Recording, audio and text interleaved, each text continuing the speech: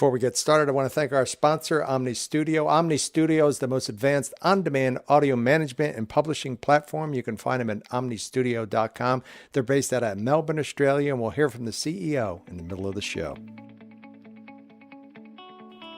Adriana Flores-Ragade. This was her first podcast movement. I met with her as things were rolling.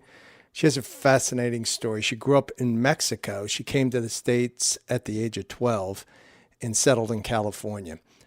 I do think Adriana had a strong educational background, and she ended up getting a degree from Claremont College, helping out there. She worked during school. I dug into a little bit more detail in how she learned English so quickly. I remember when I was learning English, reading my books with a flashlight after everyone went to sleep, and I would read the dictionary. I think one summer my grandmother got mad at me because I was reading the Bible for like the whole summer, which, back then I didn't know that I was going to be talking about Job when I was in college, as part of literature. So you picture Adriana reading, working, and that was based on a couple of things that she found out from where she lived in California.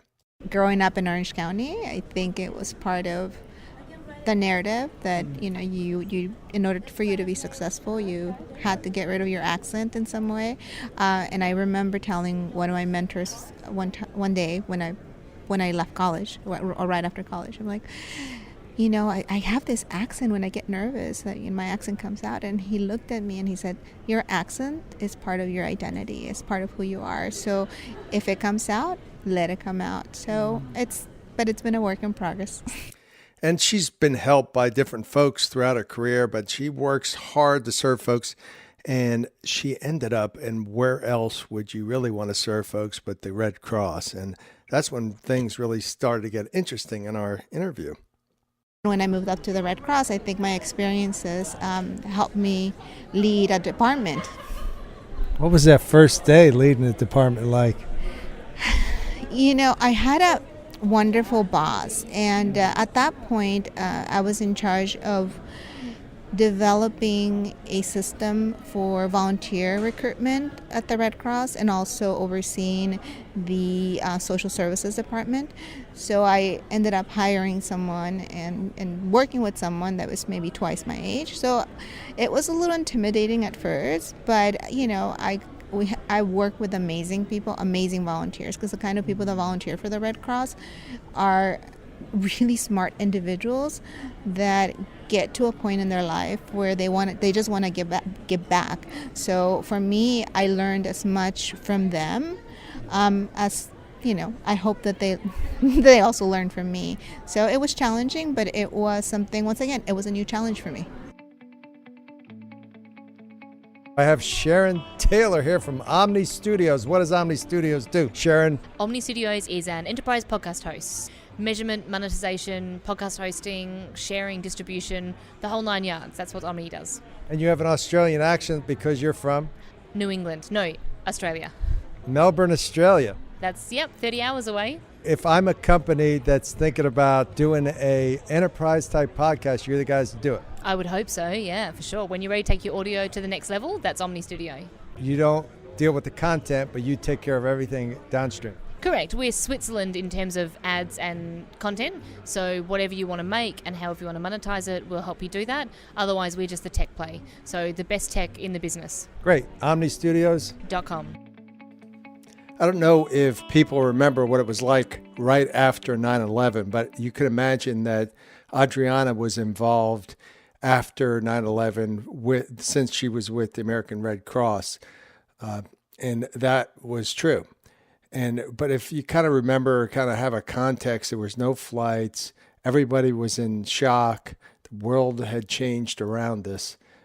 But Adriana had skills in helping. She had skills with her bilingual skills and be able to speak to Spanish folks. So she was called to help, and she got one of the first flights from San Jose to New York City. I was very shocked and changed by what I saw after September 11 because I happened to be one of the first volunteers that left San Jose when they had a flight moratorium, and then one of the first flights that took off was one of the ones that I took to go to to go to New York to serve in the disaster relief operation there as a volunteer recruiter, and I worked with amazing people. Yeah, I was working with the disaster relief operation there. So what was that first day like getting there? Because there's got to be so much emotion and everything else going on. it was scary.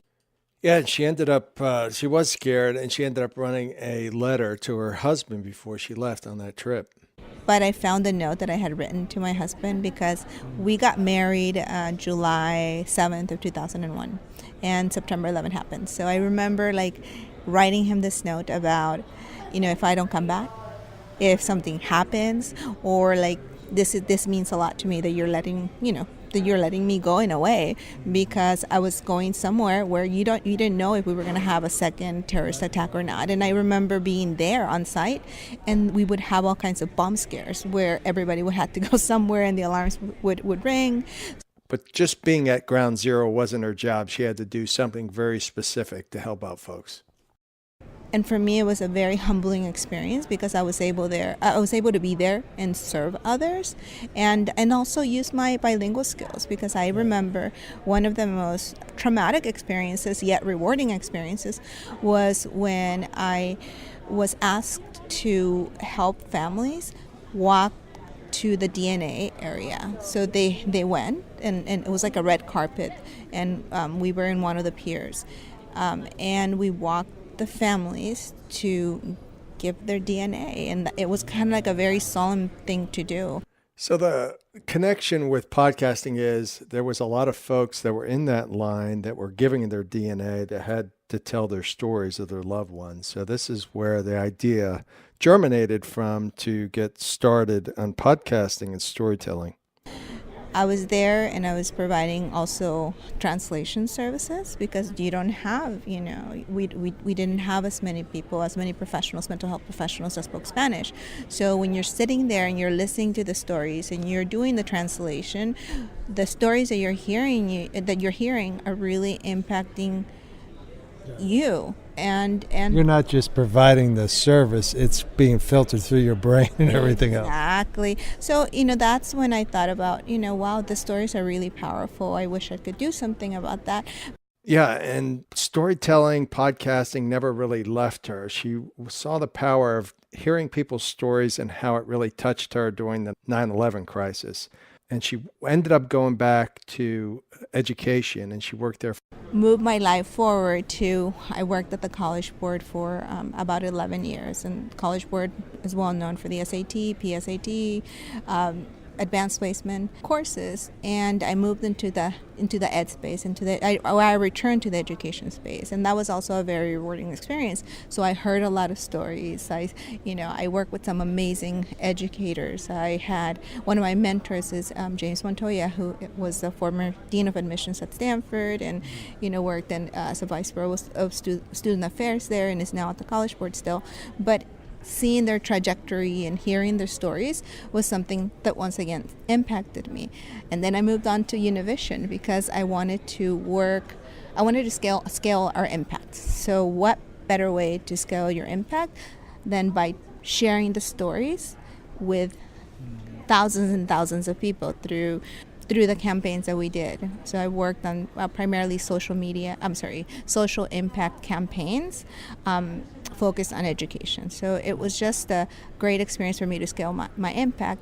Storytelling, podcasting, where can she help? Well, this is what she figured out to do. And then I had been thinking about, the storytelling, and I live in an area right now, I live in Palo Alto, where we've been in that area, in the Bay Area, for about 20 years. And we haven't seen much change in terms of diversity in the tech industry. So instead of we haven't. And my husband has worked for, tech companies the whole time. Now, is he Latino? Nope, my husband speaks Spanish perfectly, but his family's from India, and he was born in Canada and raised in Kentucky, but he learned Spanish at MIT and computer science and Spanish, and but it was just really interesting to see just the efforts that were being made and the progress that still needed to be made in order to get more Latinos into the industry. All right, sounds like she has all the pieces she has. She just has to put them all together. But podcasting is a little bit of a challenge, but the guys, Jared and Dan, are there to help eventually. I started learning about podcasting and I was trying to figure out how to share stories because you often hear people when we talk about diversity say, if you see it, you can be it. So for me, it's if you can hear it, you can be it. If you can hear someone, like I just interviewed Hector Mujica from Google.org.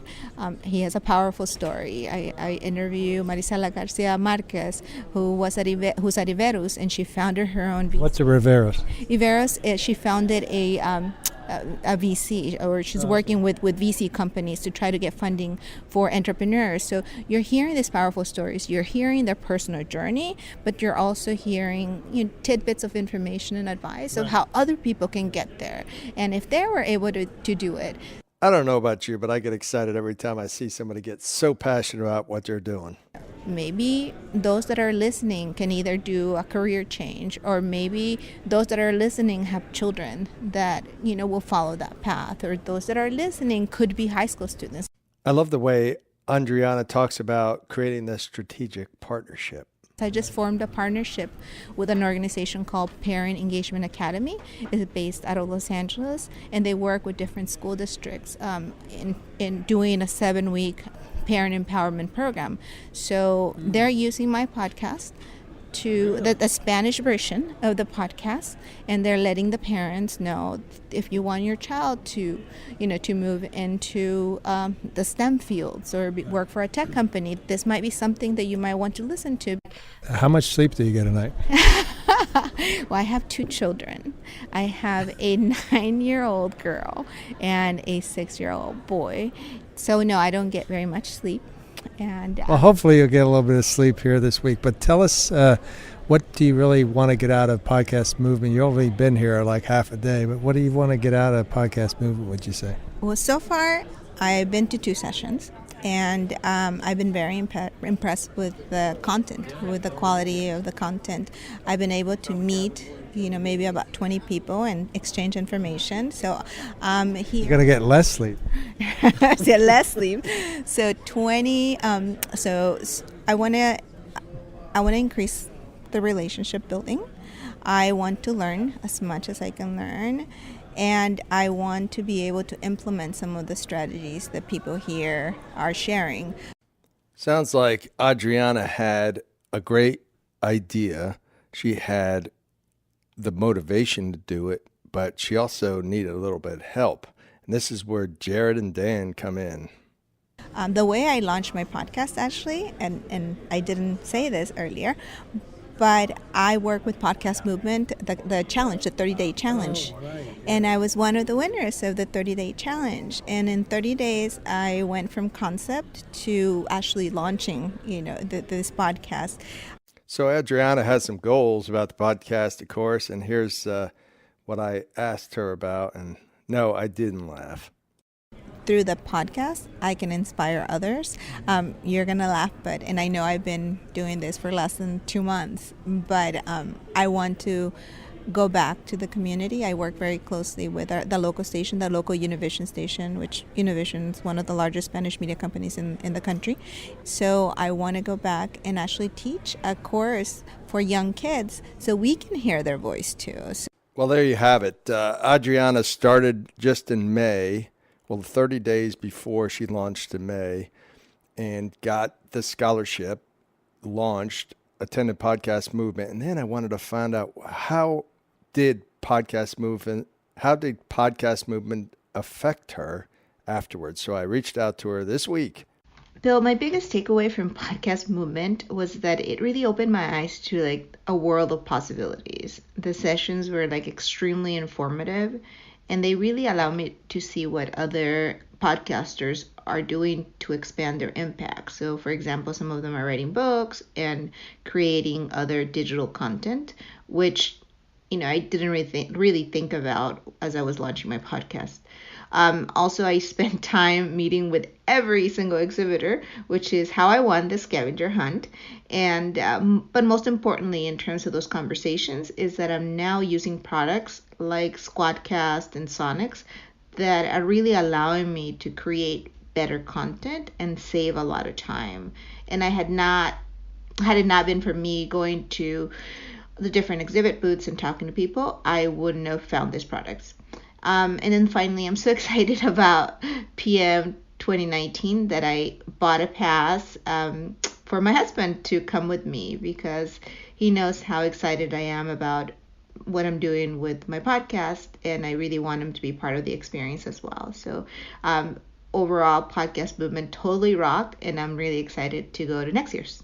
And there you have it. Thank you so much to Adriana Flores-Ragade, and LatinX is on iTunes, everywhere else you get your podcast. And thanks to Omni Studio for all your enterprise podcast needs. And check out podcastmovement.com to get your tickets for Orlando 2019. You can meet all these folks, and maybe you can win the scavenger hunt this year.